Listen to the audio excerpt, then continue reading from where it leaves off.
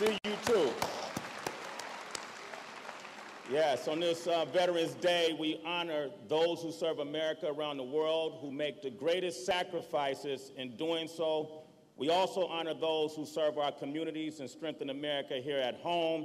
And we celebrate the founding of Mission Service, which is a groundbreaking campaign to promote more cooperation between these two worlds of military and civilian service, to encourage and enable our veterans, active and reserve components of each branch, to continue serving our country here at home, to embrace our military families through service, and to find new ways for community service groups to give back to our military, because all of us involved in Mission Serve share the belief that if we want to accomplish anything, we're going to need to work together. You agree with that?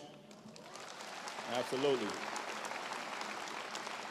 This is a very personal mission for me. MTV is a great supporter of our military and veterans. And in fact, we have a young man by the name of Ryan Conklin, who actually was featured on our Real World series, who got called back to his second tour of duty in Iraq. And what we wanted to do is he graciously took a camera with him and recorded what life is like on the front lines. And we embedded one of our camera crews with his unit. And we're going to air a program tonight at 9 p.m. If you're at home and you turn on the television, this is a reason you could turn to MTV. I've learned so much over the past year about the problems service members, veterans, and their families deal with, but until learning about Mission Serve, I hadn't heard much about solutions to these problems. Today, it's all about solutions. We have a tremendous program for you this afternoon. 3 of the most inspiring women in America, Michelle Obama, Dr. Jill Biden, and Alma Powell. Wow. We'll be here to talk about the importance of both military and civilian service in strengthening our communities and advancing our nation. We'll also be hearing firsthand from some terrific speakers who have served on the front lines of service, both in our military and in our communities here at home. And later in the afternoon will come 22 minutes you'll never forget. The Telling Project is an innovative performance by military veterans and their family members who, after interviews, training, and rehearsal, they staged the telling of their stories. The Telling Project is what it's called. It creates opportunities for veterans to speak and their communities to listen. Today we will have the chance to hear 6 young veterans and their family members, students and recent graduates like so many gathered in this hall. Give yourselves a round of applause. They're going to tell their personal stories. But before we begin, ServiceNation would like to thank Bank of America for rallying so strongly in support of the Mission Serve initiative. Please give them a round of applause. And we would like to thank you for showing respect for the good people you're about to hear from and letting them say their piece. And now, ladies and gentlemen, it's my pleasure to introduce to you the president of George Washington University, Stephen Knapp, and Staff Sergeant Brian Hawthorne of the GW Chapter of Student Veterans of America.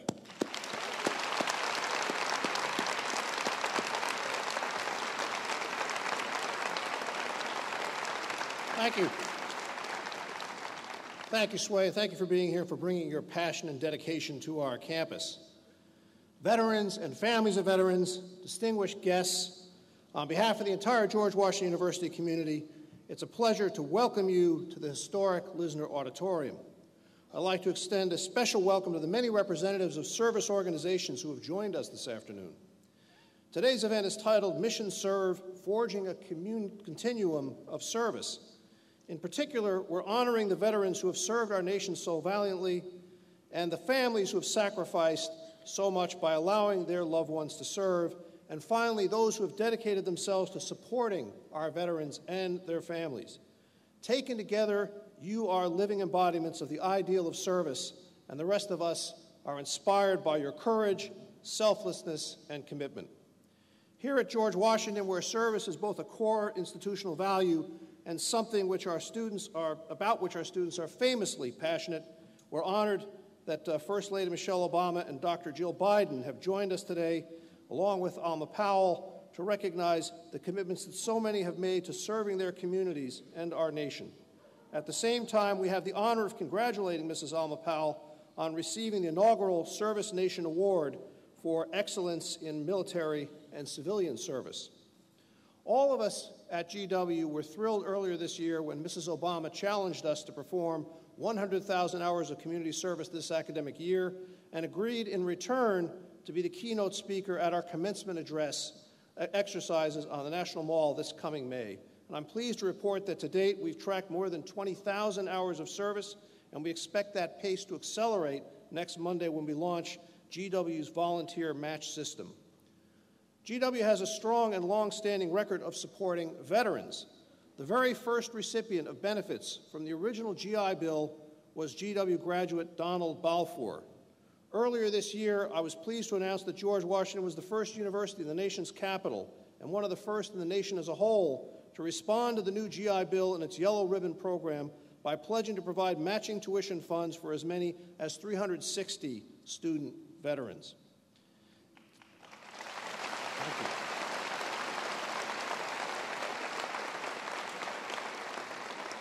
And so it's now my pleasure to introduce a student leader who has done as much as anyone to carry forward that great George Washington tradition.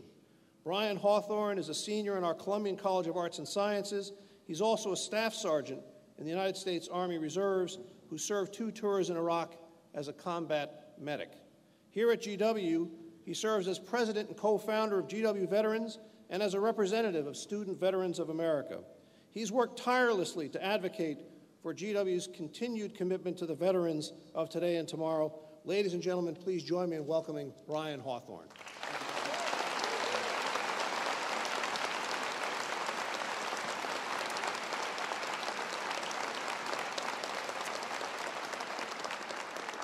Thank you very much, Dr. Knapp. Ladies and gentlemen, good afternoon and welcome to the George Washington University.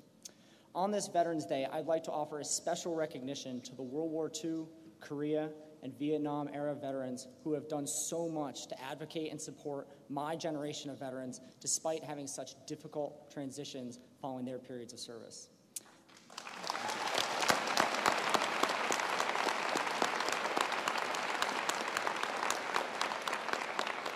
As Dr. Knapp indicated, we have done much here at GW to support student veterans and their families, and it would not have been possible without constant collaboration and communication between the veteran population and the administration.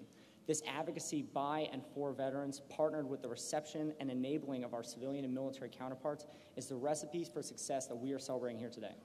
Many of the initiatives being profiled by ServiceNation's Mission Serve initiative form around this core. It is also the formula that has made one of our hosting organizations, Student Veterans of America, so successful. Enabling student veterans like myself and those sitting behind me to work with the universities and surrounding communities to enable their academic achievement is paramount to SVA's mission. This is obviously contributing to the success of the recipients of the VA's post 9/11 GI Bill, who we hope will go on to become the next greatest generation.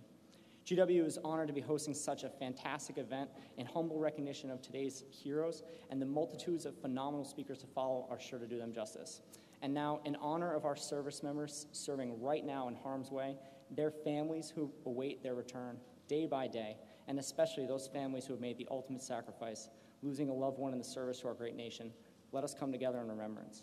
We remember especially those personnel killed last week during the shooting at Fort Hood, and our thoughts and prayers are with the families of following that horrific tragedy. Will you please rise and join me for a moment of silence?